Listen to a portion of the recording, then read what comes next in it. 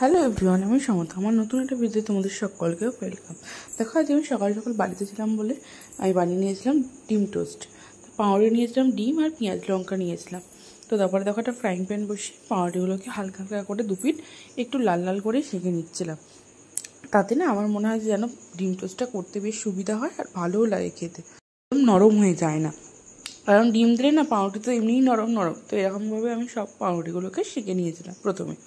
তারপরে পেঁয়াজ লঙ্কা এগুলোকে ঝিরি করে কেটে নিয়েছিলাম। যে যেরকম ঝাল খেয়ে হবে সেরকম লঙ্কাটা বুঝে দিও। তারপর এখানে 2-3টা ডিম নিয়ে একসঙ্গে ফাটিয়ে নিয়ে তার মধ্যে সামান্য পরিমাণে নুন দিয়ে ফাটিয়ে নিয়েছিলাম ভালো করে। আর দেখো, এদিকে ফ্রাইং প্যান বসিয়ে আমি একটু সাদা তেল দিয়ে নিয়েছিলাম। আমি হাত দিয়েই করি। পেঁয়াজ লঙ্কা দিয়ে যে ডিমটা ফাটিয়ে রেখেছিলাম তা দিয়ে পাউরুটিটা দিয়ে একটু ডিম দিয়ে ভালো করে পাউরুটিটাকে একটু লো ফ্লেমেই ভাজছিলাম। গ্যাসটাকে দুপিট এরকম লাল লাল করে ভেজে নিয়েছিলাম। তো আমি একের পর এক ভেজে নিচ্ছিলাম। আর দেখো, এই ছিল আমার ডিম টোস্টের ফাইনাল লুক। সস দিয়ে সার্ভ করেছিলাম, খেতে কিন্তু বেশ টেস্টি হয়েছিল। তা তোমাদের কার কার ভালো লাগে এরকম ডিম পাউরুটি খেতে গরম গরম কমেন্ট করে জানিও কিন্তু। টাটা, দেখা হবে নেক্সট একটা ভিডিওতে।